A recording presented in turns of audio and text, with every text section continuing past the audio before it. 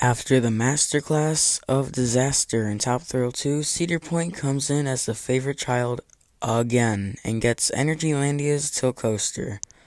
Oh, the Six Flags era of Cedar Point still has the best poster child. Y'all can starve again, small parks. But in all honesty, I still truly believe that this will be a top-notch addition to Cedar Point, and here is why.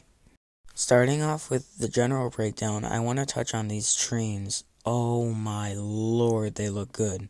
The restraints look to be a problem, but I also have PTSD from the vest on X-Flight, so yeah, those are pretty bad, not gonna lie. If you can tell, I don't have good experiences with them. But still, I've heard great things about the trains, and I'm very excited to experience them once and for all. Now for the theme. It is very interesting. I don't understand why they picked a siren. Maybe it's like a creature in Lake Erie. I don't understand. I'm from Chicago. Go flame me in the comments if you want. For me personally, I'm just hoping that this thing is themed. I heard that it's supposed to have onboard audio, but I don't know if it'll work past, like a week. Just like, that big coaster with the spike over there that was just shown. Moving on, we have the color scheme. In my opinion, the color scheme is pretty nice, but it's fairly generic for this park. This is because this makes 5 roller coasters with red track at Cedar Point. Yikes. Pick a different color, Tony. But still, it looks great in this area. And one final thing before I talk about the layout, I just want to say, why does Cedar Point get this? They already have Valraven. It's like that one interview about building a second Krusty Krab. Give it to Valley Fair or something, not Cedar Point. The train starts up out of the station and immediately goes into the lift hill. Then, the coaster reaches its max height of 160 and turns slightly to the left. Sound familiar? Man, gee, I should have gotten this. Anyway, the star element for the GP is next, the tilt. It's very similar to Valraven, but different enough to fit in the same lineup. I'll get there in a bit. You drop right around 90 degrees. I couldn't see anything that says the exact stat, but to me it looks around 95. The drop is also pretty weird. It's got that little left-hand kink to it. The next element is what I'm going to call an air dive. It starts as an airtime hill and twists downward. It is featured on Flash Vertical Velocity, but wait, that is opening the same year as this. And Top Thrill 2.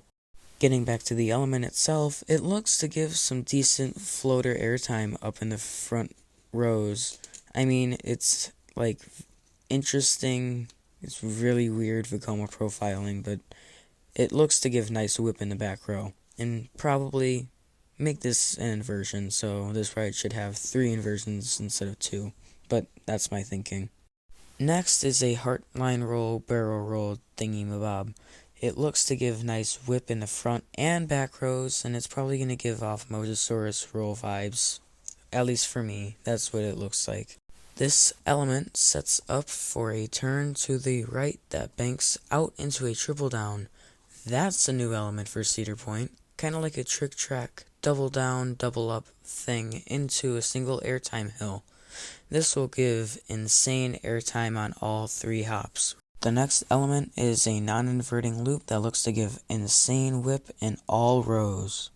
The following element is an S-hill. Man, these things look awesome, especially with the profiling being from Vekoma. This will be a mwah element for me. Next is another Vekoma roll and a wall stall.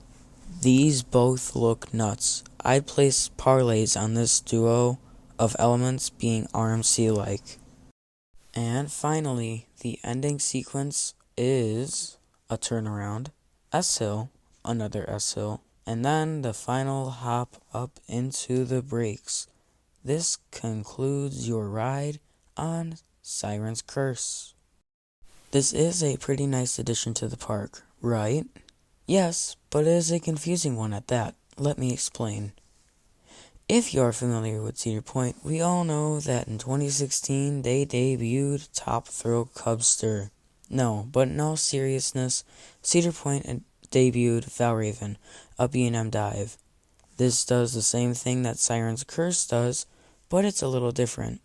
Instead of tilting the whole section of track, B&M uses a chain to hold, then drop the train. And on top of that, the layouts are way different. One is airtime based, the other is inversion based. And yes, they fix into the same category, but can coexist. Personally, I think that Valraven will outlive Siren's curse. Just saying. It is reasonable, right? Thank you, Maniacs, so very much for your kind messages this past week after I announced the Sally stuff. I am very happy to say that she is in fact not being put down as of right now, and will get an ultrasound tomorrow for more answers. Even with that, you guys are still awesome and keep that up. And you, the viewer, like and subscribe or Tony Clark will take your tilt coaster when you're having survey issues. Ugh.